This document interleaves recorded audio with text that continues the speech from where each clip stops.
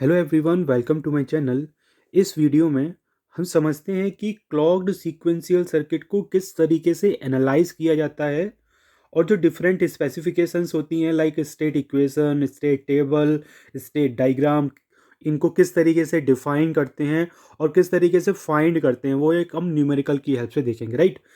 तो देखिए, analysis of clogged sequential circuit में जो क्लॉक्ड सीक्वेंशियल सर्किट है, इसका मतलब है कि एक ऐसा लॉजिक सर्किट जिसमें कि क्या हो, और नंबर ऑफ फ्लिप फ्लॉप्स हो, प्लस उसमें एक क्लॉक सिग्नल हो। तो इस तरीके के लॉजिक डायग्राम या सर्किट को हम बोलेंगे कि ये क्लॉक्ड सीक्वेंशियल सर्किट है। ठीक, तो इस पॉइंट को जरा नोट कर लेते हैं।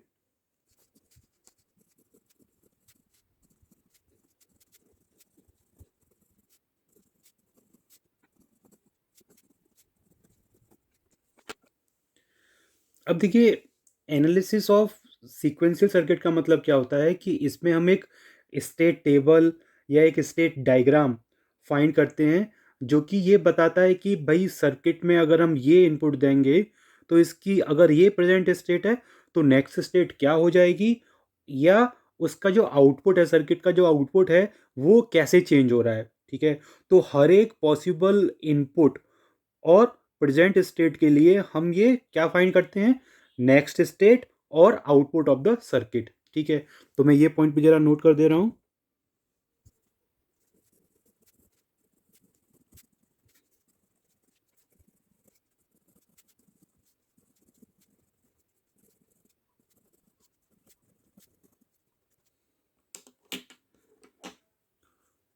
तो देखिए, analysis of cloud sequential circuit क्या होता है।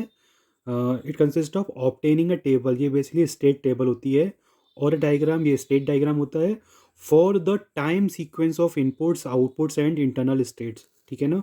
तो इस स्टेट सर्किट की कैसे चेंज हो रही है, इनपुट कैसे चेंज हो रहा है या आउटपुट कैसे चेंज हो रहा है।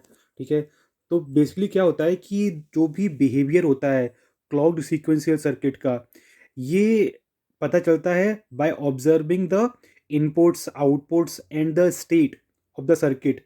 State of the circuit means कि जो फ्लिप फ्लॉप में जो वैल्यू स्टोर है वो।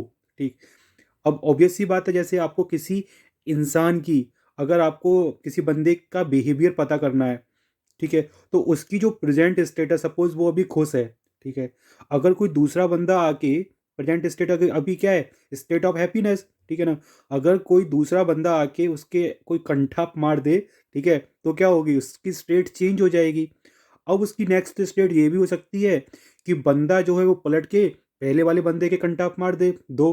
ठीक है ना, या हो सकता है वो बंदा क्या है, स्टेट ऑफ एग्जाइटी में चला जाए, या स्टेट ऑफ डिप्रेशन में चला जाए, या किसी और स्टेट में चला जाए। ठीक है, तो वो उसकी स्टेट चेंज हो रही है। ठीक, तो वही इसमें इनपुट दिया हमने इन फॉर्म ऑफ, जो हमने कंटाप मारा वो। ठीक है, तो वो चीज़ जो चेंज हो रही है, स्टेट, बंदे की स्टेट चेंज हो रही है, तो उसी से पता लगेगा कि वो बंदा कैसा है, उसका बिहेवियर कैसा है।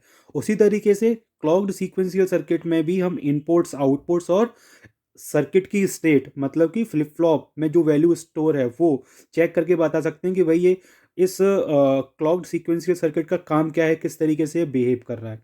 ठीक है, अच्छा, इसके अलावा जो सर्किट का आउटपुट होगा या जो नेक्स्ट स्टेट होगा, वो फंक्शन होगा इनपुट का, जो भी हम इनपुट अप्लाई कर रहे हैं सर्किट में, प्लस प्रेजेंट स्टेट का। तो ये चीज़ भी हम जरा नोट कर लेते हैं।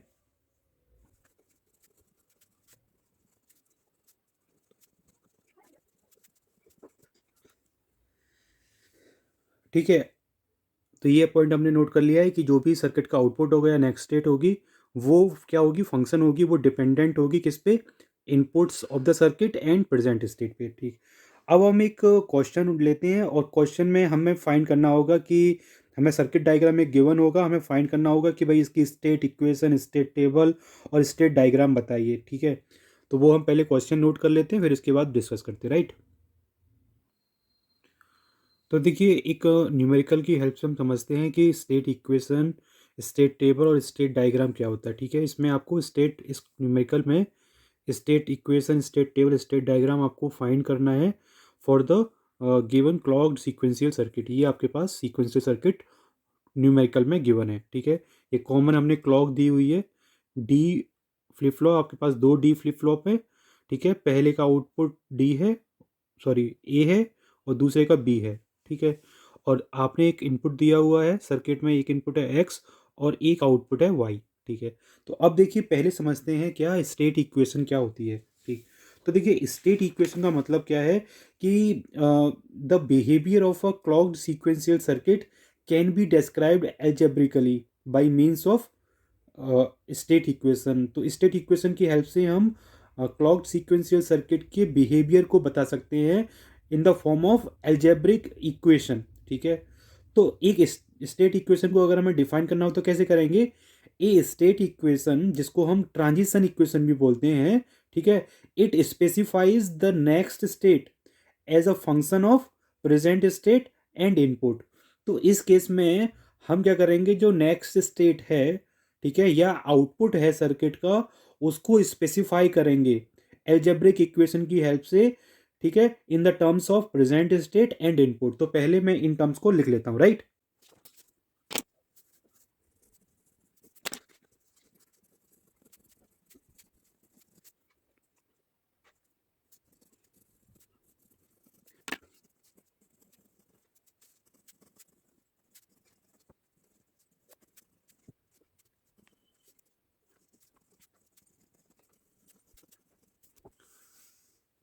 तो देखिए स्टेट इक्वेशन क्या होती है कि स्टेट इक्वेशन में हम नेक्स्ट स्टेट और आउटपुट ऑफ द सर्किट को हम स्पेसिफाई करते हैं as a function of present state and inputs. ठीक है, तो नेक्स्ट स्टेट के लिए हम इक्वेशन लिखते हैं in the terms of present state and inputs. तो इस तरीके से भी हम behaviour of the clogged sequential circuit को हम डिस्क्राइब कर सकते हैं एल्जेब्रिकली, राइट। तो ये भी एक तरीका है बिहेवियर को डिफाइन करने का, किसके बिहेवियर को? क्लॉक्ड सीक्वेंशियल सर्किट के बिहेवियर को। ठीक है, तो देखिए अब हम न्यूमेरिकल पे आते हैं। अब न्यूमेरिकल में देखिए कि जो नेक्स्ट स्टेट होगी सर्किट की, ठीक है, प्रेजेंट स्टेट तो ए और बी के टर्म्स में बताएंगे आप। अब जो नेक्स्ट स्टेट होगी, तो क्योंकि यहाँ पे डी फ्लिप फ्लॉप यूज़ कर रहे हैं, ठीक है, तो नेक्स्ट स्टेट की जो वैल्यू होगी that will be the value of the D A and D B. ये क्या है? डी ए, और ये क्या है? D B. ये क्यों लिखा हमने? क्योंकि इसका जो आउटपुट है वो ए है और इसका आउटपुट हमारा बी है। ठीक है, तो जो नेक्स्ट स्टेट होगी डी फ्लिप फ्लॉप के लिए वो क्या होगी? D A and D B. ठीक, अब ये डी ए डी बी देखिए कैसे डिपेंड कर रहे हैं। तो देखिए ये क्या है? ए। ए पहले यहाँ क्या है? हम यहाँ पे ए लिख लेते हैं, और ये क्या है? एक्स। ठीक है, तो ये क्या बन गया? ए एक्स। ठीक, अब किसी भी टाइम पे अगर हम बात करें तो यहाँ पे फंक्शन ऑफ टाइम होगा ए, क्योंकि ए की वैल्यू कभी जीरो होगी, कभी वन होगी, कभी कुछ होगी, तो हमने A as a function of time बोल दिया। एक्स की वैल्यू भी हम इनपुट की वैल्यू कभी भी चेंज कर सकते हैं, तो X as a function of time बोल दिया हमने। तो A as a function of time into X as a function of time हो जाएगा ये। ठीक है, दूसरा इनपुट क्या हो जाएगा इस और गेट में? यहाँ पे आ जाएगा X as a function of time, और ये जो है वो क्या आ रहा है आपके पास? देखिए बी आ रहा है, तो B as a function of time. Time मतलब कि किसी इंस्टेंट पे कुछ भी वैल्यू हो सकती है ना, ठीक है ना, हो सकता है अभी इसकी बी की वैल्यू वन हो, ठीक है, एक सेकंड के बाद इसकी वैल्यू जीरो हो जाए, ठीक है ना, या 2 सेकंड के बाद अगेन इसकी वैल्यू वन हो जाए। तो बी जो है वो फंक्शन ऑफ टाइम है। ठीक, तो इसका आउटपुट क्या हो जाएगा? X as a function of time into B as a function of time. ठीक, तो इस और गेट का आउटपुट हम लिख सकते हैं। ठीक है, क्या आ जाएगा? A as a function of time into X as a function of time plus X as a function of time into B as a function of time. ठीक है, तो ये जो वैल्यू है ये किसकी वैल्यू है? डी ए की। इसी तरीके से हम डी बी की वैल्यू फाइंड कर लेंगे। तो देखिए डी बी में ये एंड गेट का आउटपुट है, तो इसका देखिए हम ये इनपुट पता कर लें, ये क्या आ रहा है? ए बार। तो यहाँ पे लिख लिया हमने A bar as a function of time, और ये आ रहा है आपके पास X as a function of time. तो इसकी वैल्यू क्या हो जाएगी? A bar T into X of T. तो ये तो होगी डी ए डी बी की वैल्यू। इसी तरीके से देखिए ये वाई क्या है? आउटपुट। तो यहाँ पे क्या आ रहा है? देखिए ये वाली लाइन कहाँ से आ रही है? ये लाइन यहाँ से आ रही है, बी से आ रही है। ठीक है, तो B as a function of time, और दूसरा इनपुट क्या हो जाएगा? ये आ रहा है A as a function of time. ठीक, तो यहाँ पे आ जाएगा A as a function of time plus B as a function of time. ठीक, और ये आ रहा है आपके पास एक्स फंक्शन ऑफ टाइम, तो यहाँ पे एक्स बार आ जाएगा। तो कुल मिला के देखिए X bar as a function of time, ये एंड करेंगे तो क्या मिलेगा आपको, A T plus B T into क्या हो जाएगा, डॉट एक्स बार टी, ये क्या वैल्यू होगी, वाई टी। ठीक है, तो अगर हम स्टेट इक्वेशंस को लिखना चाहें तो देखिए हम क्या लिखेंगे, ठीक है, स्टेट इक्वेशन।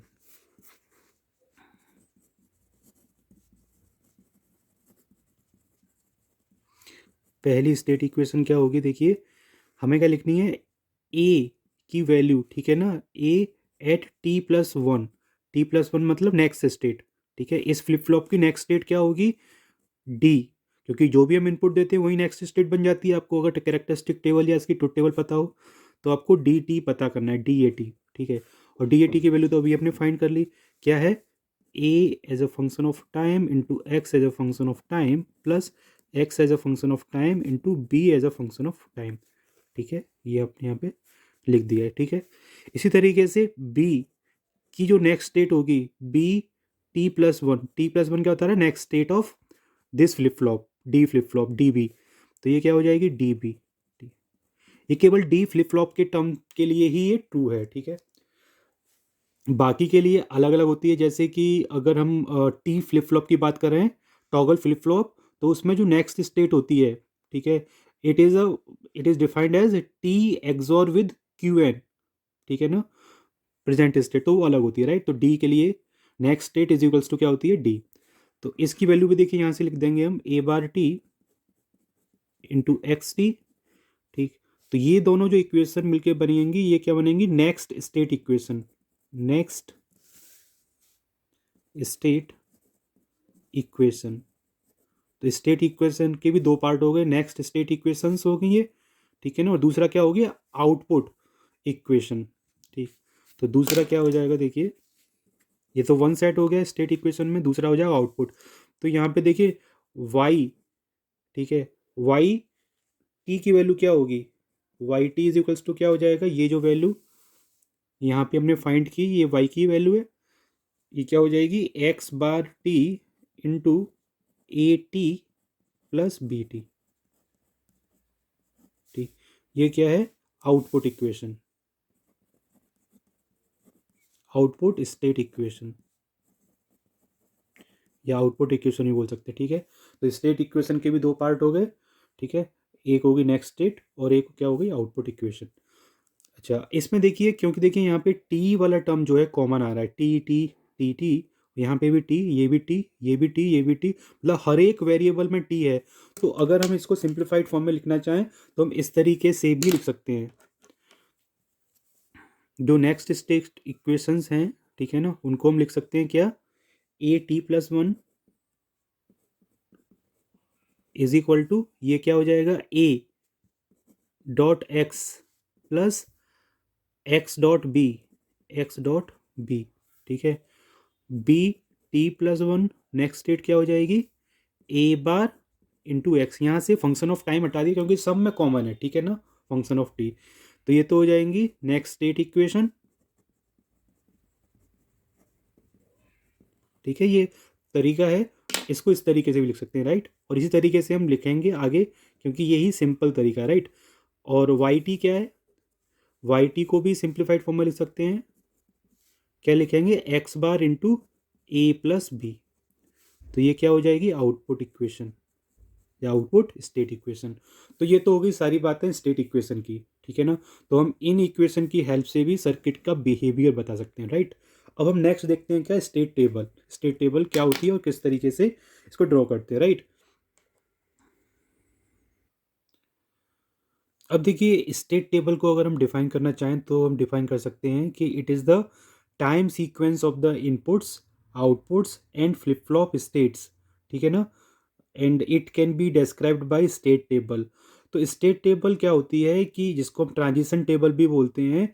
तो स्टेट टेबल वो टेबल है जो कि स्पेसिफाई करती है कि जितने भी इनपुट कॉम्बिनेशंस हैं और जितने भी प्रेजेंट स्टेट कॉम्बिनेशंस हैं, ठीक है ना, उनके करेस्पॉन्डिंग सर्किट की आउटपुट क्या होगा सर्किट का, और सर्किट की नेक्स्ट स्टेट क्या होगी। ठीक है, तो स्टेट टेबल की हेल्प से हम सर्किट का बिहेवियर बता सकते हैं। ठीक है, अच्छा, अब इस स्टेट टेबल के चार सेक्शंस होते हैं, चार कॉलम होते हैं।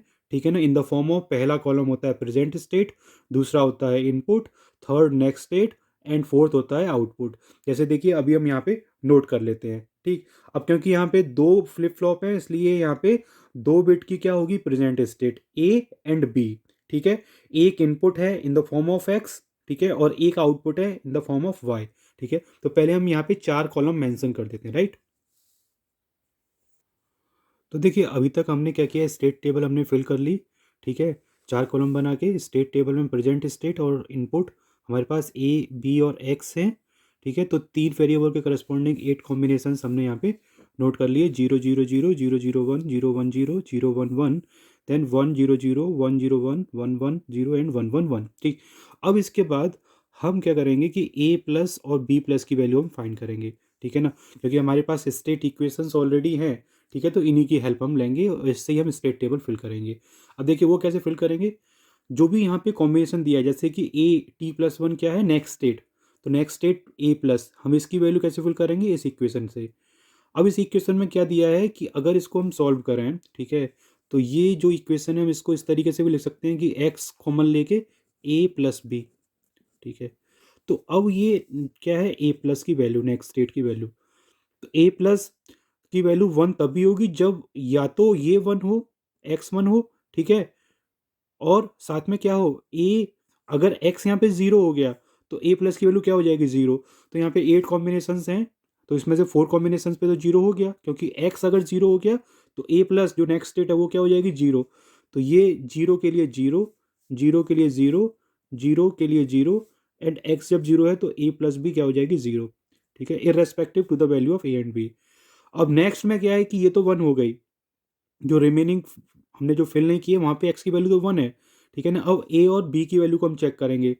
इन दोनों में से कोई भी अगर वन है तो आउटपुट वन आ जाएगा, अदरवाइज जीरो। ठीक है, तो देखिए ए और बी यहाँ पे क्या है, जीरो जीरो। ठीक है, तो जीरो प्लस जीरो क्या होगा, जीरो। ठीक, जीरो प्लस जीरो क्या होगा, जीरो, और जीरो इंटू वन क्या हो जाएगा, जीरो, तो यहाँ पे भी जीरो लिख दिया। अच्छा, अब देखिए यहाँ पे बी की वैल्यू क्योंकि वन हो गई, वन और विद जीरो वन हो जाएगा। ठीक है, और एंड विद वन क्या हो जाएगा, वन, तो यहाँ पे वन आ गया। ठीक, नेक्स्ट देखिए यहाँ पे ए वन है, इन ए या बी में से, ए या बी में से कोई भी एक वन होगा या दो वन होंगे। ठीक है, तो क्या हो जाएगा, एक्स तो वन है ही अब हमारे पास, तो ए प्लस की वैल्यू वन हो जाएगी। तो देखिए यहाँ पे हमें ए वन मिल गया, तो यहाँ पे वन आ जाएगा। ठीक है, इसी तरीके से यहाँ पे तो दोनों वन है, तो वन और विद वन वन हो जाएगा, एंड विद वन वन हो जाएगा, तो ए प्लस की वैल्यू हमने ऐसे फाइंड कर ली। इसी तरीके से बी प्लस की वैल्यू हम फाइंड करेंगे। बी प्लस के लिए क्या दिया है, ए बार एक्स। ठीक है, ये क्या दी वैल्यू दी हुई है आपको, बी प्लस की।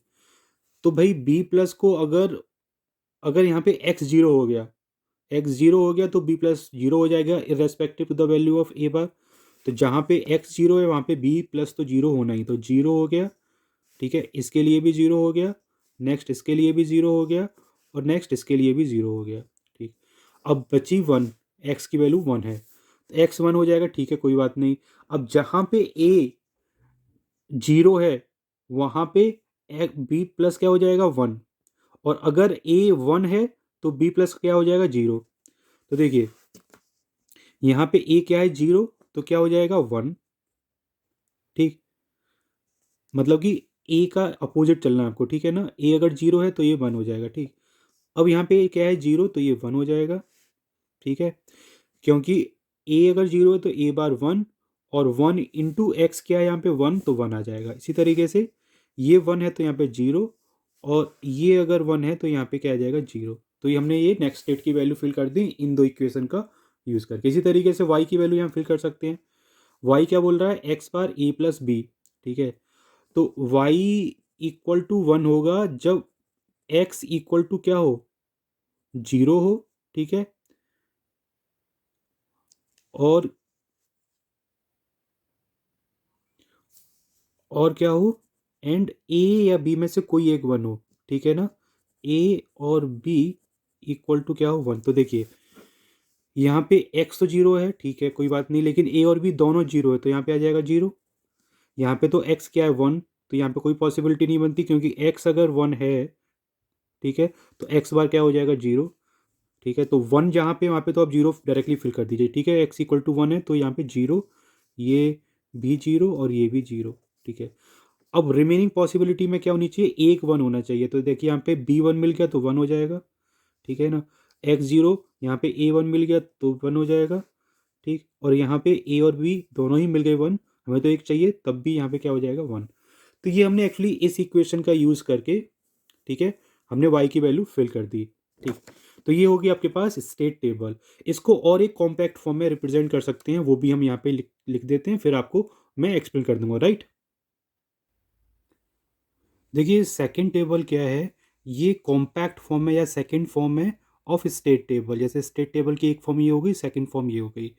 तो देखिए इसको इसमें कैसे कन्वर्ट करते हैं, ये कॉम्पैक्ट फॉर्म कैसे है कि इसमें प्रेजेंट स्टेट की ए और बी की केवल 4 वैल्यूज़ पॉसिबल है, तो लिख लेते हैं यहाँ पे 0 0 0 1 1 0 एंड 1 1, ठीक है। अब इसी टेबल से इसको फिल कर सकते हैं, कैसे। अब जब x इक्वल टू 0 है, ठीक है, तो नेक्स्ट स्टेट क्या हो रही है 0 0, तो यहाँ पे हमने 0 0 फिल कर दिया, ठीक है। आउटपुट क्या हो रहा है यहाँ पे 0। इसी तरीके से 0 0 जब प्रेजेंट स्टेट है 0 0, ये भी प्रेजेंट स्टेट 0 है, ये भी प्रेजेंट स्टेट 0 है। फ़र्क क्या है यहाँ पे, इनपुट का फ़र्क है।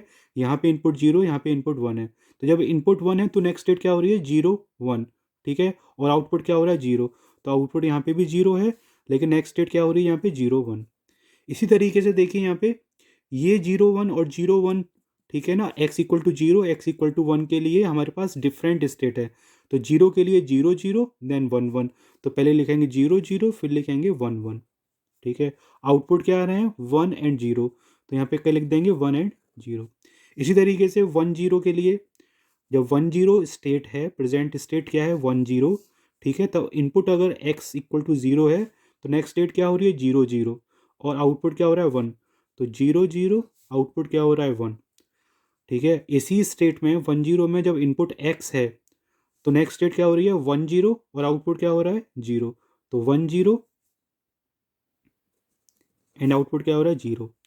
इसी तरीके से जो लास्ट स्टेट बची है 1 1 1 1 और 1 1, तो 1 1 अगर प्रेजेंट स्टेट है, तो अगर इनपुट हमने 0 दिया तो नेक्स्ट स्टेट हो जाएगी 0 0, आउटपुट हो जाएगा 1। तो x equal to 0, next state हो जाएगी 0 0, आउटपुट हो जाएगा 1। और लास्ट वाली स्टेट क्या हो जाएगी 1 0 एंड 0, तो 1 0 एंड 0। तो इस तरीके से इसे कॉम्पैक्ट फॉर्म में लिख सकते हैं। इसमें 8 रोज हैं, इसमें केवल 4 रोज में काम हो गया, ठीक है। तो ये सेकंड फॉर्म है। अब देखते हैं, बात करते हैं स्टेट डायग्राम की, राइट।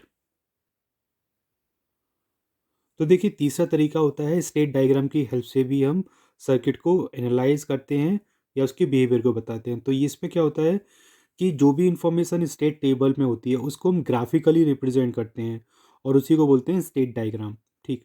अब इस स्टेट डायग्राम में क्या होता है कि इसमें जो स्टेट्स होती हैं सर्किट की, उसको एक सर्कल की हेल्प से हम रिप्रेजेंट करते हैं, ठीक है। और जो स्टेट में ट्रांजिशन होता है, चेंज होता है, उसको हम इंडिकेट करते हैं by using the directed lines, ठीक है। अब डायरेक्टेड लाइंस, जैसे हमने लाइन खींच दी, ठीक है ना, सर्कल को कनेक्ट कर दिया, तो उसके ऊपर हम मार्क करते हैं 2 नंबर, ठीक है ना। 2 बाइनरी नंबर्स को मार्क करते हैं, उनको सेपरेट करते हैं बाय यूजिंग अ स्लैश, ठीक। अब इस स्लैश के जो लेफ्ट हैंड साइड है, यहाँ पे हम लिखते हैं क्या कि इनपुट, आपने किसी स्टेट पे, ठीक है ना, कुछ इनपुट दिया, सर्किट किसी स्टेट पे है, ठीक है ना। आपने कुछ इनपुट दिया तो उसको लिखेंगे लेफ्ट हैंड साइड में। अब उसके बाद जो स्लैश है, ठीक है ना, यहाँ पे जो नंबर लिखा जाता है वो लिखा जाता है कि सर्किट का आउटपुट क्या हुआ। मीन्स कि सर्किट किसी एक स्टेट में है, ठीक है ना, आपने कुछ इनपुट दिया तो सर्किट का आउटपुट क्या होगा, तो वो हम यहाँ मेंशन करते हैं, ठीक। तो देखिए जो गिवन क्वेश्चन है, ठीक है ना, उसमें हमने स्टेट टेबल फिल कर ली थी। अब उस स्टेट टेबल का यूज़ करके हम स्टेट डायग्राम ड्रॉ करेंगे। तो देखिए ये हमारे पास स्टेट टेबल है। अब देखिए स्टेट टेबल में मैंने भले ही यहाँ पे वाई लिखा है, लेकिन ज़रूरी नहीं कि सर्किट में आउटपुट हो ही हो। कभी कभी क्या होता है कि केवल नेक्स्ट स्टेट तक ही हम इसे सीमित कर देते हैं, ठीक है। मतलब एक्सटर्नल आउटपुट कुछ नहीं होता, जो फ्लिप फ्लॉप में जो वैल्यूज़ स्टोर होती हैं उसी को हम सर्किट का आउटपुट भी बोल देते हैं कभी कभी, ठीक है ना। तो ज़रूरी नहीं उसमें 4 कॉलम हो ही हो, कभी कभी आउटपुट वाला कॉलम नहीं भी होगा, ठीक। अच्छा, अब देखिए स्टेट टेबल की हेल्प से हम स्टेट डायग्राम कैसे ड्रॉ करेंगे। तो देखिए स्टेट अब सर्किट की कितनी स्टेट हैं देखिए, सर्किट की 1 2 3 4 स्टेट्स हैं, ठीक है। तो स्टेट को हम कैसे रिप्रेजेंट करते हैं, with the help of a circle, ठीक। तो एक सर्कल लिया हमने, यहाँ पे हमने क्या लिख दिया, 0 0, यहाँ से हम स्टार्ट कर रहे हैं, ठीक। अब 0 0 पे देखिए दो इनपुट हो सकते हैं, या तो 0 होगा या तो 1 होगा। तो जब हम 0 इनपुट हमने दिया, तो 0 0 से जो स्टेट है वो नेक्स्ट स्टेट क्या हो गई, 0 0 ही, ठीक। तो मतलब कि ये घूम के इसी स्टेट पे आ जाएगा, कब, जब हम 0 इनपुट देंगे। अच्छा, 0 इनपुट देने के बाद आउटपुट क्या आ रहा है, ये भी 0 आ रहा है, तो यहाँ पे स्लैश करके 0 लिख देंगे, ठीक है। तो ये हो गया पहला। अब 0 0 स्टेट पे अगर हमने 1 इनपुट दे दिया, तो इसकी स्टेट क्या हो जाएगी, 0 1, ठीक है। तो स्टेट ट्रांजिशन हो जाएगा अब। तो यहाँ पे सपोज ये इसकी नेक्स्ट स्टेट है, कौन सी स्टेट है, 0 1, ठीक है। इस स्टेट पे कब जा रहा है, जब इनपुट दे रहे हैं इसको 0, ठीक है। और यहाँ पे आउटपुट क्या आ रहा है, x इक्वल टू 1 पे आउटपुट क्या आ रहा है, ठीक, यहाँ पे हम 1 लिखेंगे, ठीक है। इनपुट क्या दे रहे हैं हम, 1, स्लैश आउटपुट क्या आ रहा है यहाँ पे, 0, तो ये 0, ठीक। इनपुट क्योंकि 1 है तो हमने यहाँ पे लिखा 1, स्लैश आउटपुट क्या आ रहा है सर्किट का, 0। तो ये कंप्लीट हो गया, ये वाली स्टेट अब कंप्लीट हो गई। अब इसके बाद करते हैं हम 0 1 की, 0 1 स्टेट की। तो 0 1 ये वाली स्टेट है, ठीक है। इसमें भी दो ट्रांजिशन होंगे, एक तो 0 पे x इक्वल टू 0 पे, एक x इक्वल टू 1 पे। तो 0 की बात करें तो ये जब इनपुट जब 0 होगा सर्किट का, ठीक है ना, तो उस केस में स्टेट ट्रांजिशन के में कहाँ पहुँच जाएगा, ये 0 0 पे। तो यहाँ से एक लाइन बनाएंगे जो कि डायरेक्ट हो रही है 0 0 पे। इनपुट क्या दिया आपने, 0, ठीक है, स्लैश अब क्या लिखोगे, x इक्वल टू 0 पे, और प्रेजेंट स्टेट अगर 0 1 हो तो आउटपुट क्या होगा, आउटपुट होगा ये 1, ठीक है। आउटपुट होगा ये 1, तो यहाँ पे स्लैश लिख के 1 लिख देंगे। अगर यहाँ पे 1 इनपुट दे दिया हमने इसी स्टेट में, तो आउटपुट क्या हो जाएगा, 1 1। तो यहाँ पे हमने एक लाइन ड्रॉ की, ठीक है, और यहाँ पे लिख दिया नेक्स्ट स्टेट क्या हो जाएगी, 1 1।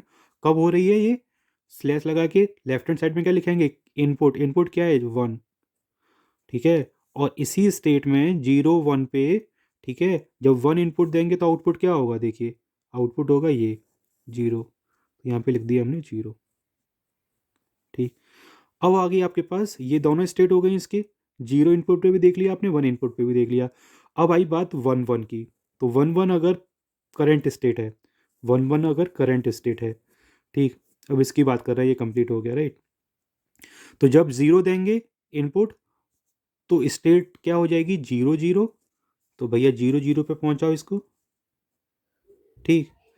अब किस इनपुट पे, 0 इनपुट पे, स्लैश आउटपुट क्या है, 1, आउटपुट क्या है यहाँ पे, 1, ठीक। ये तो हो गई एक बात।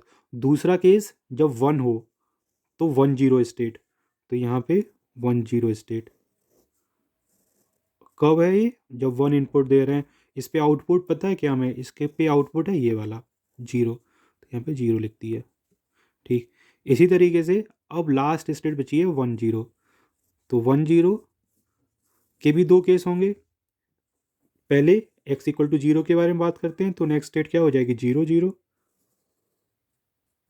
ठीक है। ये कब पहुंच रहा है 1 0 से 0 0, जब इनपुट क्या है 0, तो आउटपुट भी बता दीजिए इस पर क्या है, आउटपुट इस पर क्या है, 1, तो ऑब्लिक 1, ठीक। लास्ट 1 0 प्रेजेंट स्टेट है, जब आपने x इक्वल टू 1 दिया तो 1 0 ही रहेगी। तो घूम के ये इसी पे आ जाएगा, घूम फिर के। इनपुट क्या दिया आपने, 1, स्लैश आउटपुट क्या है इस पे, 0 0, ठीक। तो ये हमारे पास क्या बन गया, ये बन गया आपके पास स्टेट डायग्राम, ठीक है। ये स्टेट डायग्राम आप इस टेबल से भी इम्प्लीमेंट करोगे तो वही आएगा, क्योंकि इसी से हमने ये टेबल बनाई है, तो इससे हम ये वाला डायग्राम भी ड्रॉ कर सकते हैं। तो ये स्टेट डायग्राम हो गया, ठीक। So in this way we can analyse the circuit. ये मैंने एक क्वेश्चन में पूरा बता दिया आपको, और इस पे बेस्ड एक दो क्वेश्चन हम देखेंगे इन द नेक्स्ट वीडियो। तो थैंक यू एवरीवन।